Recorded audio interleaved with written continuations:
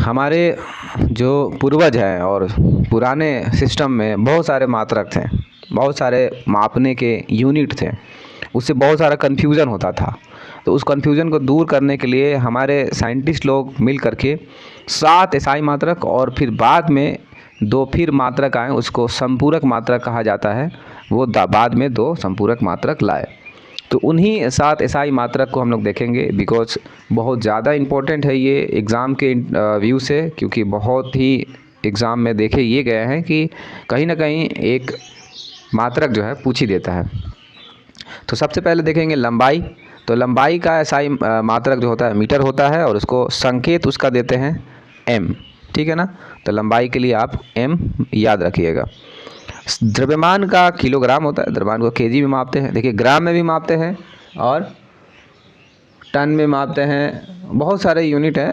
लेकिन एसआई मात्रक जो इंटरनेशनल सिस्टम ऑफ यूनिट होता है, एसआई का फुल फॉर्म क्या होता है? आई मतलब इंटरनेशनल और एस मतलब सिस्टम।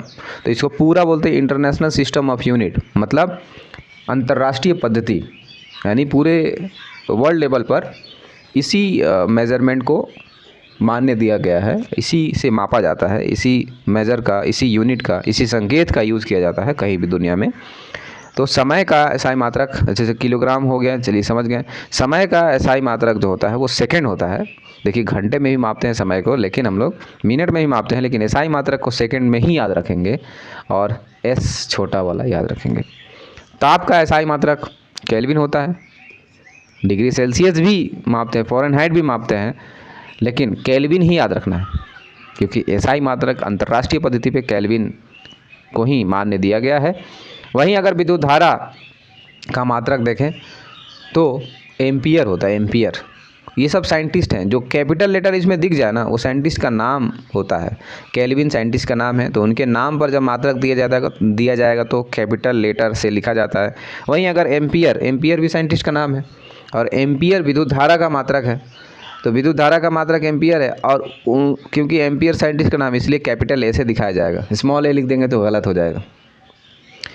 ज्योति तीव्रता जो सीधा सीधा लाइट से संबंधित है, ज्योति मतलब उजाला, है ना, और तीव्रता मतलब उसकी कितनी तीक्ष्णता है। तो तीव्रता को मापने के लिए कैंडल से मेजरमेंट किया जाता है। तो उसका जो सिंबल है वो CD है, ठीक है। पदार्थ का परिमाण जो होता है उसका एसआई मात्रक मोल होता है, मोल, और मोल को MOL से दिखाएंगे, MOL लिख देंगे शॉर्टकट में। तो ये जो हो जाएगा वो पदार्थ की मात्रा, परिमाण का मात्रक हो जाएगा। वहीं बाद में कुछ साइंटिस्ट लोग, फिर बाद में ज़रूरत पड़ी, कुछ मात्रक की ज़रूरत पड़ी, कोण वगैरह मापने के लिए दिक्कत जा रही थी, तो फिर एक कॉन्फ्रेंस हुआ और बाद में संपूरक मात्रक 2 जोड़े गए। तो समतल कोण मापने के लिए रेडियन का इस्तेमाल किया जाएगा, जो बहुत ज़्यादा प्रचलित है। देखिए डिग्री भी होता है, क्या होता है? डिग्री भी होता है, लेकिन डिग्री को मान्य नहीं दिया गया एसआई में। तो एसआई मात्रा की बात करें तो रेडियन होगा, और घन कोण मापा जाता है जब, तो वो स्टेरेडियन होता है। तो यही एसआई मात्रक 7 थे और 2 पूरक मात्रक हैं। बस आपको टोटल 9 याद रखने हैं, और इनमें से ही बहुत चांस बनता है, और भी मात्रक हैं लेकिन इनमें से चांस ज़्यादा बनता है। चलिए इस वीडियो में इतना ही, तब तक के लिए धन्यवाद, शुक्रिया। और चैनल को सब्सक्राइब कर दें और लाइक ज़रूर कर देंगे अगर समझ में आया हो तो।